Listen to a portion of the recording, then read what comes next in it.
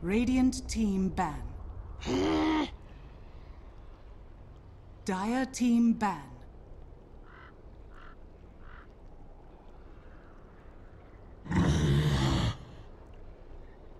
Radiant team ban.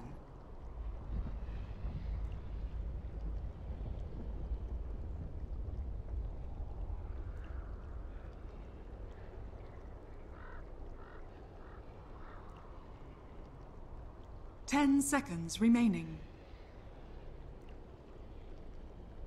5 seconds remaining. Reserve time.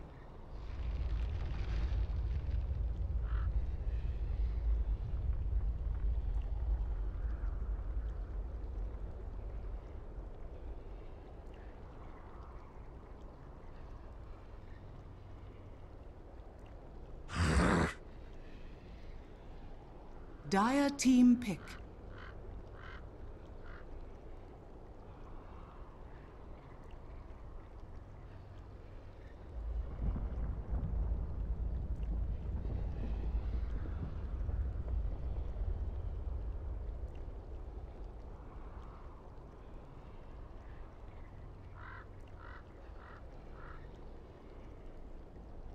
Ten seconds remaining.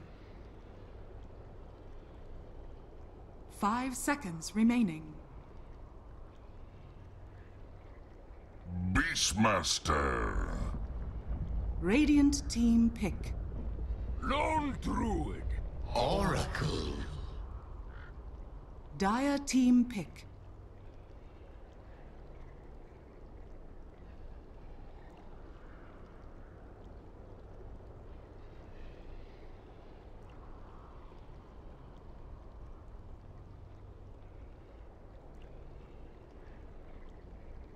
Welcome back. Game number 2 here in this best of 3 for the SEA qualifiers for ESL One Manila. We head ourselves into the draft as the Mongols take on First Departure. And game number 1. Well, the Mongols, they had an absolute roaring start to this series. First Departure, they've got a lot of catching up to do as they depart from this qualifier and tournament. Now, Lone Druid Oracle picks up Beastmaster and Invoker for the Mongols, and I can welcome in my co-caster, Heen. Completely different draft. It's amazing. Dire team ban. Yeah, I don't know what it is, but neither team really wants to stick to the draft they had before. Team ban. Wasn't there a game before where Miracle had to play Lone Druid and he typed, like, I don't know how to play this hero, and he got Deso. He bought a Desolator. Yeah, I think I cast that game with you. Yeah. So there's a high chance that it'll probably be an off-lane Lone Druid instead of like the carry or the rare mid Lone Druid. Oracle, though, again, I think Oracle is like a hit or miss hero for a lot of teams. A lot of teams seem to ignore it, or some teams really think this hero is special. And last game, I didn't really feel it. It's like there's this stuff happens so fast. Like we saw a lot of fights where Ravage into 3 people dead, like 1 second in, literally. And they're pairing up the Oracle with the Shadow Demon, which I find weird. Because these 2 heroes, they're like kind of both set up. First Departure, I'm just going to cut you off because First Departure played a carry Shadow Demon the other day. Miracle played it against Mineski X, played a 1-roll Shadow Demon. I just wanted to put that out there. So that's a possibility. I heard about it, but I thought it was a mispick or something. Was it actually intended, and was it good? They've actually done it a couple of times. They played against Mineski X, and they did it against regular Mineski, and they won both games. It was pretty damn good. Because like you zone the offlaner, you make sure that if you have like a roaming support, he doesn't need to secure the safe lane. It's just a 1-roll hero that he peaks very early, you know. He's got so much magic, nuke damage, and burst. He can clear through Beastmaster boards and all of that. It worked really nicely. Can you fill me in on what items you chose to go for? I didn't see. I only saw like highlights of the game. I didn't sort of look into what he went for. Okay. I assume Aghanims is like at least for the second item. Aghanims is so good on that hero. It made it kind of reminded me of the days when CTY would play like Clockwork or Shadow Demon mid, and when he was like showing off that he was one of the best players in China, you know, 2 years ago. And Miracle is bringing it back. Shadow Demon, it's like the anti-carry. That hero is so ridiculous. I mean, in my like pub games, this hero can solo a lot of carries. Like playing Luna one game, completely full slotted. I had like 6 slots, Moon Shard, and then I'm farming. The Shadow Demon with Boost of Travel and Ag shows up in my lane. I get disrupted into Soul Catcher and to ult twice, and I die to my own Lunas. It's just so annoying. Yeah, tragic stuff. Well, the Mongols are going to continue through with the summons. They've got Forge Spirits, Boars, Hawks, they've got Vision, they've got Auras between Inner Beast and Vengeance. Got the makings of what's a pretty strong lineup so far as FD picked themselves up a Puck. Close and Puck, Cal Lone Druid. See how the other heroes line up. We're going to be Lobby Oracle again, and Shadow Demon for Miracle. So last hero is probably going to be Kai's support or role, and there's an addition to the auras. A Drow Ranger picked up. This is pretty disgusting from the Mongols so far. Yeah, I mean, Mongol's lineup is looking even more straightforward than last game. Last game was pretty, bread and butter. Tied on a rabbit into OD ults, just like killed three people off the bat. And now they're probably going to go for something. I mean, they have a lot of. They can go for a control kind of support. They can go for more damage to combo with like the Venge Sun and the Beastmaster. As for First Departure, I feel like they need a combo with a Dream Quill. You can't just Dream Quill and like Puck is one of those mid heroes that are low on damage but really high on control. So, what is First Departure looking to? You want to Dream Quill into something, right? And I don't see that something for now. Might be like an Earthshaker. And considering the insane pushing potential of Mongolz, they have like Aura and an Invoker, so they need some way to jump on First Departure when the time is right. They can't just let them run over all their towers for free. Oh, it's their turn to pick. The Sven is banned out. I mean, there's always the chance that the Shadow Demon does slip back into the support role, and they go for something with a little more control and AoE damage like you're looking for to combo up with the Dream Coil. And out. Now, First Departure. Go for the Lycan. Oh, interesting. Maybe this is going to be a Shadow Demon support then. Let's see what they actually do with this. I mean, Lycan jungle is not the best. Not really seen that too much recently. I mean, Iron Talon's been added, but not really what you look for with that Lycanthrope. Well, the Mongols, what do they need? Another support for them to pair up with all this. Maybe an initiation hero, maybe something to follow through on the Beastmaster and Venge. Maybe something to keep them sustained through the damage output here at First Departure. It's gonna be in Nature's Prophet. Is that Beastmaster support in the jungle then? Just farm through with Iron Talon, it looks like, yeah. Yeah, it looks like the 4-position Beastmaster.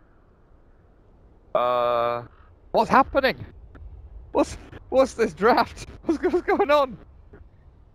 I mean, the Lycan makes a lot of sense. It's one of the best counters to Drow lineups. The Beastmaster can control the Lycan, but other than that, he should. If he has a wait, what? Kai's playing Lycan? Yeah. Okay.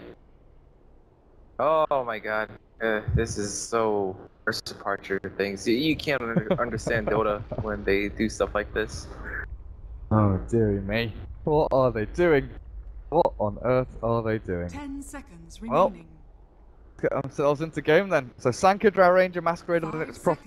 Orion Bolo are playing that Beastmaster. Over on First Departure, Cal, Lobby Miracle, Peloton, and Kai. Come on, no pauses. No pauses. I want to see what items you're buying, what lanes you're going to, what the hell you're doing. It's all new to me. Oh, very interesting. Well, they might not have the best. We often did this when we didn't have the most.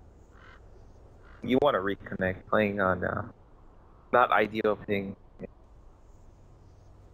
But I wonder if Archer decided to switch the Lycan to they saw Nature's Prophet. I mean, like the Beastmaster as the 4th position. They're like, okay, if you guys are gonna have a greedy jungle, so are we.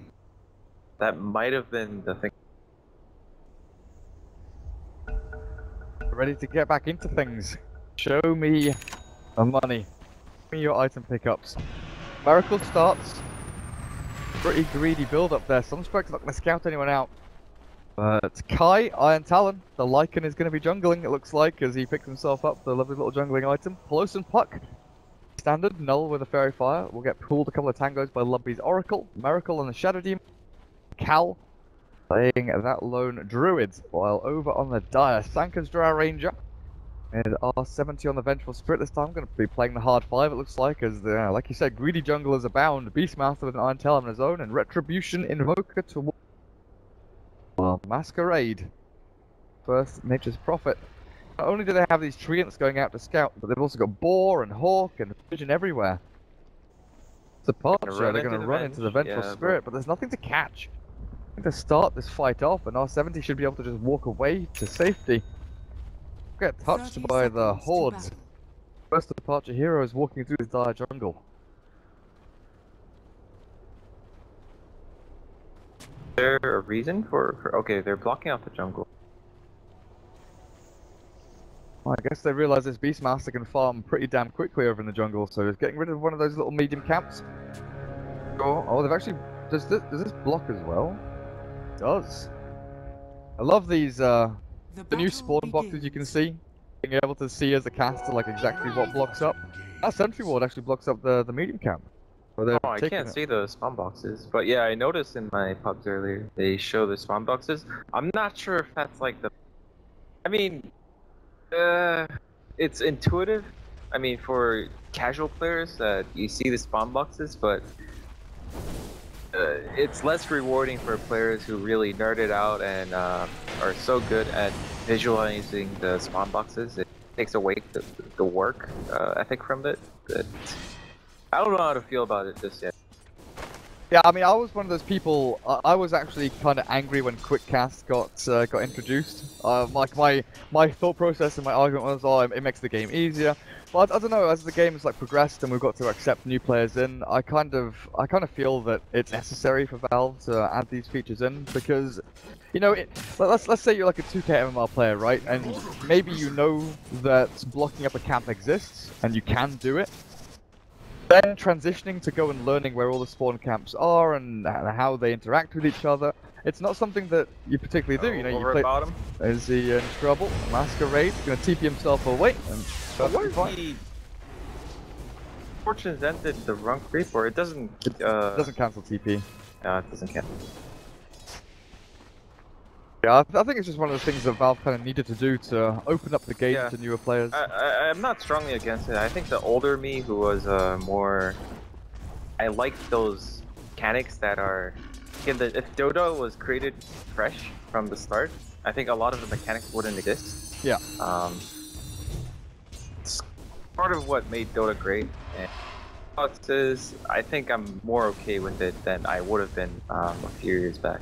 Oh yeah, for sure. Because it is intuitive. Like it's not like the map is completely symmetrical and like, you know, some spawn boxes are super large and some are pretty small.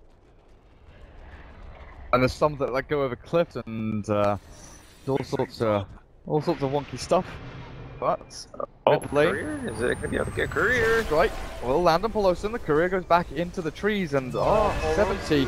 He gets the wave of terror across, he's gonna kill off the courier. Pelosin, he turns back for the kill, but the first blood goes to the invoker. Trade-off there, fully worth it for the Mongols. They get their invoker a nice amount of... actually loses out on the gold, doesn't spend it in time. But still, he gets himself first blood, good amount of experience. Both hit their level 4, but it's the courier kill that spreads that gold across the team. Gonna be the most vital thing here. Middle is missing. So look at all these stacks that Lobby. It's so weird seeing a Shadow Demon carry, and then you think about it, and he probably has better ways to clear these stacks than almost any carry. So you just need level 3 poison, I believe. Go and stack up the poison, and you clear out the stacks of creeps. Pelosin is being bullied a little bit in mid, but he's leading in last hits. He's about a full wave ahead of this Retribution Invoker, but just look at that damage output. Pelosin has his bottle available, so he'll be able to heal himself up. It's the question of whether they can do anything about this Lone Druid top lane, though. Lone Druid, he's not really being bullied out by a low-range Vengeful Spirit. R70's having difficulties dealing with a Spirit Bear alone. For mind getting up on top of that hero. So it's going to come down to Drow Ranger and these Frost Arrows to try and close that gap. Get in on top of the Lone Druid, and Beastmaster's even making a little wander across as well. Dress is already available, there's the stun to start things off, and Cal Savage Roar forces them back, but it's going to be the Sprout from the Nation's Prophet missing out, but he's still going to right-click him down with the Phase Boots available on Masquerade. They find the kill over on Druid Man. Nice kill by Mongolz, and the spray was really mindful too. Probably wouldn't have mattered, but he sprouted so that he can't just tangle out of it. The sprout actually blocks the Furian's path to chop the Lone Druid. With his lanes panning out, Cal, of course, does have this nice little observer ward watching out for the Venge, and now the Beastmaster coming in with the double boars. Where's his bear? Resummons it at long last. We're waiting to see, though, the strength of this Lycan. With his Iron Talon Ring of Vassie, he's going to be continuing to clear through these jungle camps. Kai, 2-1-1 build, the Howl, we're yet to see it get used. Any real effect, and Masquerade is kind of ditched bottom lane. Doesn't want to deal with this Miracle level 6 now, with a level 3 poison. Has cleared through the stacks and jumps up to 41 last hits. He's now sitting on 2,700 net worth. Arcanes, 900 gold. And I kind of think, if I remember correctly, he went for Ether Lens in at least one of his other games. Ether Lens and then like Force Staff or something like that, but we'll see where he goes in this game. Okay, that makes sense, because all of his spells, maybe not the Shadow Poison, but most of his spells should benefit from range. And the extra damage. A lot of people need to collect. Goes for the urn. That one up first. Things slow down a little bit here. Level 7 Shadow Demon, level 3 Venge, top and bottom. Beastmaster is continuing just to bully through this jungle. He's heading quickly into the Vlads. He's going to go for the brown boots, but it's when he hits level 6 and makes his first real movement out of the jungle that we'll start seeing the big pickoffs happen, because Retribution, obviously, with that Sunstrike, pairs up very nicely with the Roar. You make up the numbers very quickly with Masquerade's teleportation in on this Nation's Prophet as well. Mongolz. It's really funny if you keep clicking between the Lycan and they're almost like identical. Oh, there we go. Demonic Purge on Retribution. Pelosin, though, going to get hit by the Sunstrike, but he's still in a lot of trouble as the Cold Snap. He jumps himself away, but Miracle's the one to die, and Pelosin running himself away from this. Lobby. That Haste Rune thinking about going in with the Purifying Flames onto the Invoker, but will not commit into it, and Pelosin is wanting to maybe get back into this mid lane and find another little cheeky pick, but it's only R70, the Vengeful Spirit here on full HP. That's left standing around. Invoker did die to that, was it Shadow Poison? Shadow Demon? Yeah, but no one got the EXP. I think you have to remember the Shadow Demon is a carry after all, and I think anytime you rotate a carry like that and die at mid without getting anything, you get the gold after you die. Definitely not ideal result that Archer were looking for. But you know, Miracle's not going to stop at that. This hero has pretty low cooldown, like the ult is only 50 seconds, so he's going to try to help out his buddy Cal. But are they sure that they don't have a ward there? I mean, Cal might have seen that the ward, when it expires, you see the animation, so it might have been a factor that called for Miracle to come. There's a high chance they won't see it coming. Oracle's getting some experience on the lane down at bottom. Sanka and R70 the run into Miracle. The stun is there onto the Shadow Demon already. The Demonic Purge onto Sanka with the Entangling Roots as well. And Sanka's in a bit of trouble. Miracle so squishy. Just gets burned through. They kill off the Drow Ranger, but Cal now has to run himself away. He's not level 6. Well, he is, but he hasn't leveled up his ultimate. So Cal's going to get run into by the Beastmaster with the double balls through. They'll clear off another. And first departure. Again, they get a key kill. This time they get some experience for it, but they lose 2 cores in exchange. I mean, how long they're gonna keep trying? I think the first try at mid and this second try at top, they're kind of identical. Miracle started out as a carry, but he's essentially playing like a support with a really good start that's starting to fall off. Oh, nice Dream Coil into combo. Oh, Pelosi though, disrupted up. Killed off one, now the second. Vengeance and Beastmaster both dead. Masquerade's trapped in here. He cannot TP out because of all this damage. Oh, I didn't see the animation there. Actually, TP scrolled. Oh, he was going to try and TP with his spell. Yeah, I didn't see it either. Hidden by the sprout. And he was kind of just standing there, you know, like, what's he doing? He's not doing anything. Get the Midas and the Invoker at long last. He, over his boots, but it looks like Retribution really loves the double null build. Double null Invoker. Yeah, it might be a comfort thing where he's used to this amount of extra stats. Gives him an edge in the last hitting. It might also be. It's an Invoker, so I was gonna say it might be like you have two nulls and then it makes the last hitting under the towers a lot easier. Like for example, you can just hit the range creep once after 2 tower attacks, but yeah, they're gonna. This is Mongol's turn to sneak a Roche on first archer. It's gonna be a fairly easy Roche. I mean, they have a ridiculous Roche lineup, so and right away they might find Miracle. Oh, it's so bloody quickly, and now they can transition this into the push.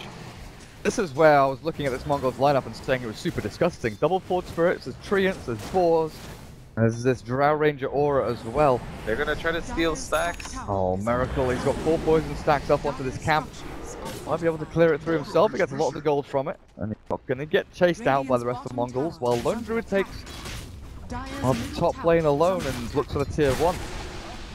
Observable though, deep behind this lane, to pass the tree line from R70 will scout out any kind of defense here from Miracle and his lads. So tier 1 mid, Poloson's gonna get himself that, and he's very close to his Blink Dagger actually. This putt sits on 1800 gold with spreads. Top lane, tier 1, maybe we'll give... Poloson have to be careful about Sunstrike? Oh. He does. Strike's gonna be off the mark there, and all this heal coming through from Miracle, as well as that bottle and urn. Up and running. So Lone Druid. Look at the Mongols, like, did we mention that the Nature's Prophet went for a mech? Or a straight mech after phase boots? I saw it, but I didn't point it out. Okay. So, the last game it was kind of even in terms of like going mech, even though the team fights themselves didn't turn out even. It looks like first departure, oh my god, that was so close. Oh, they jump in on the back. The Beastmaster has his roar and might just throw out the Miracle there. Instead, he chooses the Lycan with his Sunstrike down. Retribution has a lot of damage onto it, but Masquerade just kills one up on the side. The Lycan dies and pops the Nature's Wrath. That's a double kill for him. Miracle's still stacking up these poison though, and keeps on turning to throw them.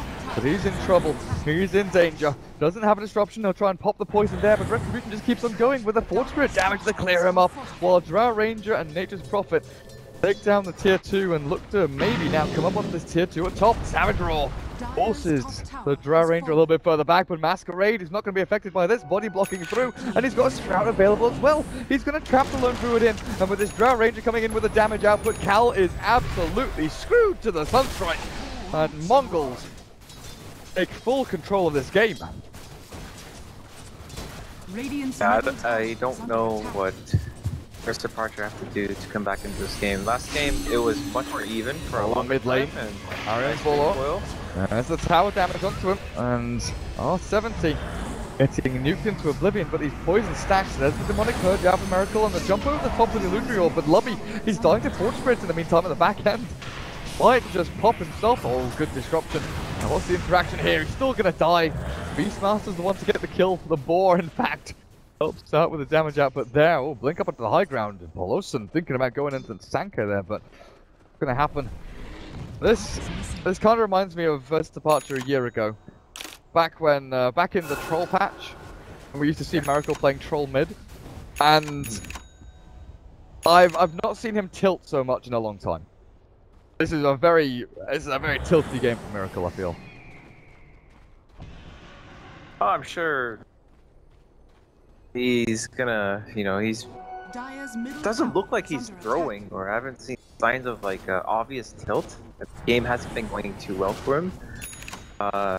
Picked the Shadow Demon for himself, so usually when you pick a hero for yourself, you're more...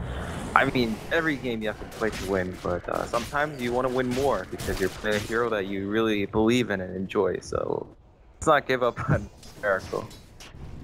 Oh, you never give up. Like, I've seen him tilt and go like 0-5 and then come back and win the game. I'm not saying you imply that, but He's a very emotional player, you know.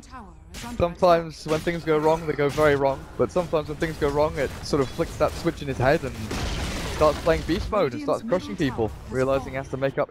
I guess he's kind of like QO in some respects, in that way. You know, if things are going badly, he feels that he has to carry the team on his back and maybe make up for the deficit. Things all on his own. Miracle's definitely found the guy with the 4 staff he's got now. Poker when he's near the bench, and then he puts a lacquery on himself. He has like 360 damage. The Drow Aura, Vengeance Aura is level 3, Beastmaster in a Beast is level 3 as well. They've got Vlad's, yeah, they've got Vlad's on the Beastmaster as well. I want to see them all group up and stack up and see how much damage they get. And there's something we haven't really looked at is Cal's Radiance timing. 1800 gold he saved up, 14. They continue to give the Lone Druid this space and room to breathe. Radiance could be that sticking point. Masquerade is going to get a nice aggressive ward down this lane, looking for the Lone Druid's movements after that TP forward. It's first departure, they're the ones shoving out these lanes and keeping the waves actually closer to the tier 2s and the base towers of the Mongols here. They still have the Aegis, right? Or did they use it? Book just lost it. It got reclaimed about 10 ago. I mean, they got 4 towers already, and the top tower is not as important. It's like this top lane, Radiant side, is generally considered the most useless tower. So far away from Roche, doesn't really protect your jungle or protect like your ancients a bit, but oh, Pelosi. Oh man, that combo. Tragic stuff for the puck. What's he building into? He's got a Dagon recipe over in the Ash, so he's going to go for the nuke damage, it looks like. Well, Invoker goes back for a Vitality booster. Double Null, Midas Drums, Treads for this early game damage output, and then the Rod of Atos to maybe try and slow down the Lone Druid. It's super good against him. Maybe not the best against the Lycan, but it's going to have that added control. Maybe need to pick off all the heroes in these team fights and really make sure they consolidate their lead, because right now we're looking at a good 3,000 net worth lead. 60 minutes in, it's not the biggest thing as they're taking down all these outer towers, but it's just like they've got this itemization advantage over first departure as well. 8k net worth on Retribution's Invoker. Looking at the Beastmaster, who's actually racking up a fair amount of money himself, but we're still yet to see the power of the Lycan, right? Is he going to go for the Necro Book build? Is he going to go for split push with the Lone Druid?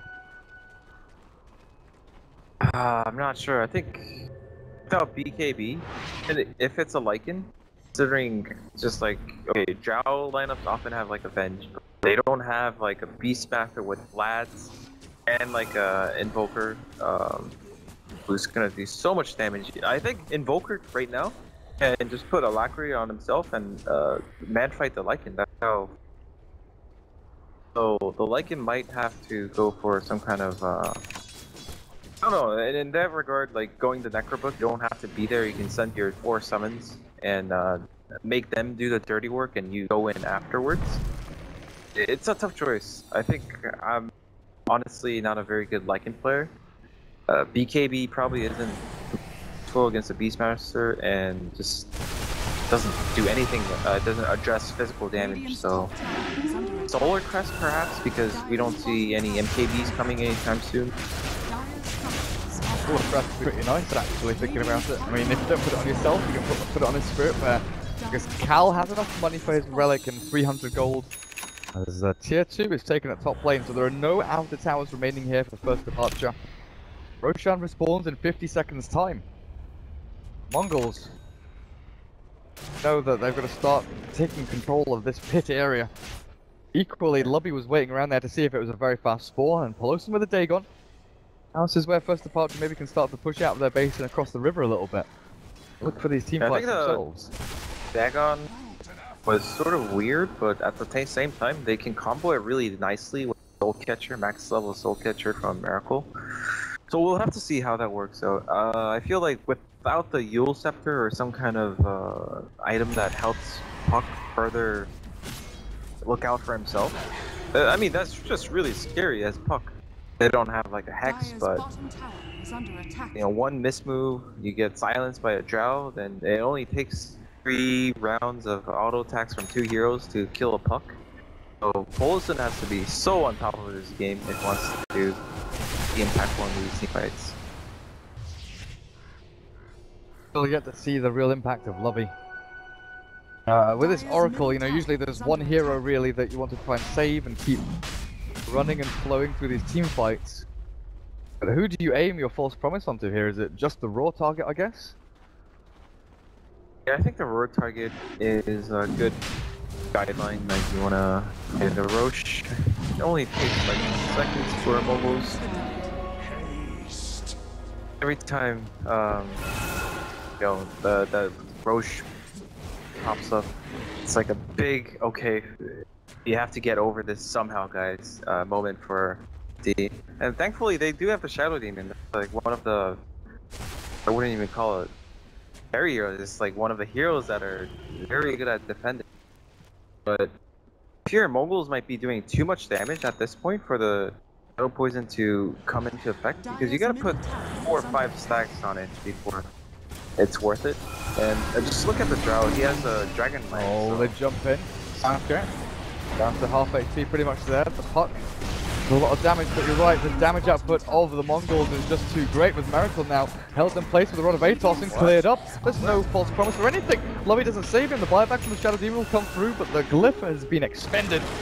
Radiance climbing to the Lone Druid might be too late as the the Razorax is gone. Melarax going to drop shortly after. They've still got Aegis on this Slanka Drow Ranger, and with that Dragon Lance on the Drow as well, the long range attack damage back onto the Spirit Bear, taken out of the game. The Spirit Bear's gone.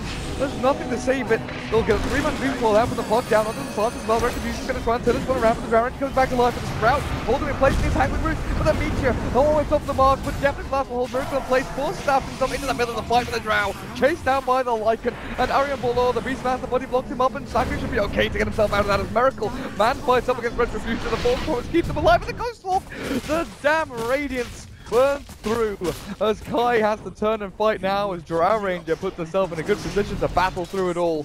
Full lane of Rax is gone, and the Mongolz, they lose Aegis and the Invoker, but the structural damage is done. Yeah, Masquerade, he actually teed it into the Rax to, I thought it was going to be a sacrifice, but he actually, you know, went in and got out with the teleport school just in time. So that was a really big save. Like, Nature's Prophet is one of the really valued heroes. You don't want him to be dead because he can control the map so easily. But yeah, this was my initial concern for Urza Parcher's high ground defense, because first of all, they have to fight into an Aegis, and then damage is way too much from like the Drow alone was hitting 3, but there's just so much damage. Right now he has a DD, but I gotta check his damage after DD wears off. Okay, so he does with the Vengeance Aura and the Vlads, yeah, he's gonna do a good 400 damage, plus you can Alacrity her, so oh my god. It's just so much damage. It's like unthinkable damage at 20 minutes. Oh, another Ultimate Orb. Guardy for the Drow Ranger, perhaps here gonna get picked up as Stanke wants to try and stack up these stats. I think Stanke understands, as long as he doesn't die to the burst, because you can't always have an Aegis you know, it's only 10 minutes, every 10 minutes, so he's gonna tank up so that nothing on First Departure can really kill him other than a full commit, which means the team can easily clean up if they commit everything to Drow. Oh, yeah, Miracle. Beastmaster going for the kind of fits the game. Like, they're not looking to get house. They know how strong they are. Their pushing power is one of their greatest assets, and they're gonna kind of make it secure so that they have enough damage, and they just want to make sure that no one's gonna die while trying to go high ground. Miracle, he had another 2,000 gold. Looks like he spent that on a Blink Dagger. A little bit more mobility for himself as this Shadow Demon. Yeah, I don't know how to feel about that. Don't you feel like the Aether Lens would have been just fine, because that's it. You have to defend anyway, right? And one of the ways you can defend or improve your defense is to keep using disruption on like targets like the Drow Ranger, so you don't get into a distance where you can be initiated on. One of the bigger problems is this Aghanims and nearly Green Core on the Nature's Prophet. If you're having difficulties already dealing with the push in, these Treants are going to be an absolute nightmare to handle. So Cal, his Radiance now starting to pay dividends. He shoves out top lane, got himself a plate mail as well. Just trying to get into that Assault Cuirass a little bit faster. Oh, Lone Druid. The rough one. Lobby. TP out and escape. The Gust, of course, not counting with TP. Retribution. Zone mid lane up against this Peloton Puck who Dagon's down creeps. The thing is, Mongolz, they don't have any BKBs, right? There's nothing to save them from the Puck jumping in. So if First Departure can potentially get one pick off on, let's say, the Drow or the Invoker, and get the numbers advantage for them so the Lycan then is able to run through with his Necro units and his Wolves, something that FD definitely have up their sleeve is that instant burst damage. Yeah, don't really have a easier save said than here, done, though. Oh yeah, to be for sure. honest. I'm looking for the silver lining here for First Departure. Yeah, for sure. I think more realistic and easier to execute that is to just be a better split. Because they have great heroes on paper, like the Lone Druid and Lycan, left unattended. They can, force Mongolz to, like Nature's Prophet has to or something, and then the rest four go near the high ground. But Nature's Prophet won't be able to control either the Lycan or the Lone Druid with these items. He went for mech Aghanims into what looks to be an Octarine core. So they definitely want to avoid engaging into Mongolz at all costs, and the Lycan has to be more active. I think Lone Druid has been this top lane for a long time, but Lycan less aggressive because, I mean, let's face it, he's a 4 position Lycan at the end of the day. He's not going to have the greatest of farm. Wilson links further forward, trying to draw them back into his teammates, but look at that raw physical right-click damage output. Miracle nearly straight up dies. Deafening Blast is not going to catch up to the puck. Jorts himself up onto the high ground. The Sunstrike, the Peloton Puck! He turned around, thought he was safe, but Retribution, living up to his name, Has buyback, but as we saw in the bottom tower, I'm not sure if this will be enough. Just look at the. Oh, I mean, they don't have the creeps yet, but. Oh, who needs creeps? Who needs creeps when you've got an Alacrity Drow Ranger, 550 plus damage output on this Drow. Oh, Blinking, Peloton there between full Sancor Manta, and then the swap back with the Nature's Prophet keeping in. We've got the Deafening Blast and the Meteor landing on the Lobby, but it's a Drow Ranger who has to try and bail himself out through the trees again with the Roar of the Kai. The Lycan is taken out of the game, and Lobby's Oracle is also dead. This might just be game over here as Mongols are clearing through everybody. Dear Lord. 3 heroes left for First Departure. Yeah, holy crap. Their pushing speed is superior to, like, a lot of lineups at, like, the 50 or 60 minute mark. So much damage. Spirit Bear, if it dies, the Sunstrike, oh, barely. Getting out on the kill onto Miracle, but there is no more Bear. That was the resummon. 98 seconds without it, and that's your base defense. Genghis Khan would be proud. Hordes of Mongols up onto the high ground here, up against First Departure. They might lose the Venge, but the Crimson Guard keeps him alive, barely. But Peloton will clear him up. The Vengeful Spirit finally dies, but Miracle cannot cancel or catch the TP from the Nature's Prophet. Peloton with a double kill and picks up the gem, but they've lost 2 lanes of racks. And how many buybacks have been forced out here? The Pucks was the only one, actually. Respawn times relatively quick from First Departure. Radiant's middle tower is under attack. Item progression, so let's assume that Well-gotten gains. this game's gonna go on for another 20 minutes, then Lone Druid needs, oh man, he needs so many items. So does the Lycan too, because Shadow Demon hasn't quite worked out, to be honest. Thought he was gonna go Aghanim, use his ult on 3 people at once. Like, ideally you wanna, in a way, it doesn't kind of, like, this Shadow Demon ulti is very inefficient right now, because it's usually good against melee heroes like Sven, but against Drow with Dragonlance that has 755 attack range. I'm not sure if there are any really good targets to use the ult on. Because you're running a core Shadow Demon, obviously you want the ult to be value. Tough stuff here for them, and Puck. Cal, careful, Sunstrike. Where is he? Got already.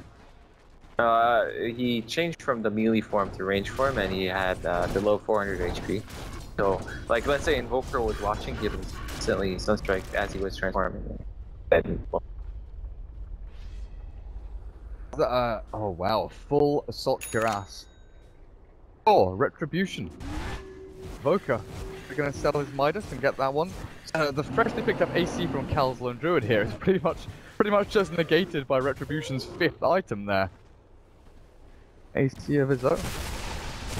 Our Ranger after the Skadi. Sitting on the courier for her. Oh, but Roshan has respawned. Is this first departure's like one chance to try and win? Do we go and fight that on their base? I mean, it's too late. It dies so fast. Roshan. I mean, as you were saying it, I saw Roshan like lose chunks of HP that I have not seen before. Like he lost like quarters of his HP. There's nothing to talk about. It's over. Unless you were already there. Getting amounts of damage out of these guys. I've got a plate mail. Odd choice.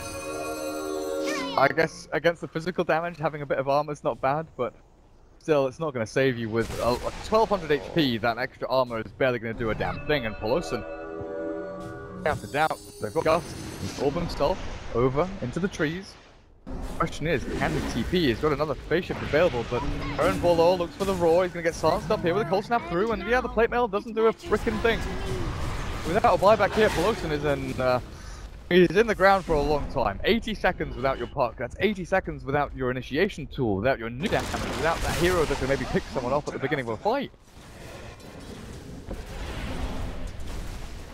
Oh. This is the last lane of frags for first departures, and we saw how fast Mongolz are able to push the other two. So let's see.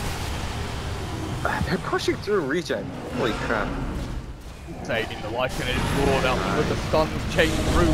And he gets that force promise down on some of the meters, drop for the swap back onto Masquerade, will get him up to the high ground. Sanka, the Drow Ranger with the Aegis Immortal, doesn't care if he dies, he manages through, but the EMP will pop him. Lycan buys back into the game as Miracle's still trying to hold his high ground, spamming out the poison and holding on to that demonic purge, but it's the force step forward, his retribution, the disruption onto himself, the full little Shadow Demon is definitely blasted through the three of them, and Kai with Luppy, Aaron Borlaug cheeses himself up back up to full HP, and Kai, he's on the retreat out, he fought back, but he doesn't have his shapeshift form, he's dead, absolutely rogered. This might just be good game, as the Mongolz take out the final lane of Rax and get themselves mega creeps, and now probably look for tier 4s and throne. Oh, Retribution. Cal. Styling on Cal. Sunstrike into right clicks. Retribution doesn't need an Aegis, doesn't need chi. He's just got raw skill. The Mongolz, Dagon, there's the puck, there's the kill. Just needs some kind of pride to take out this game, and Polosin will have it. Kills off the Invoker, but GG is called, and game number 2 goes the way of the Mongolz, and with that, the series, as they beat first departure 2-0. Very convincing at that. I think, just to echo my earlier sentiments, Mongolz, if for the viewers that aren't familiar with this, these guys are the real thing. I'm assuming a lot of people lost items or this series are like, okay, I know first departure, but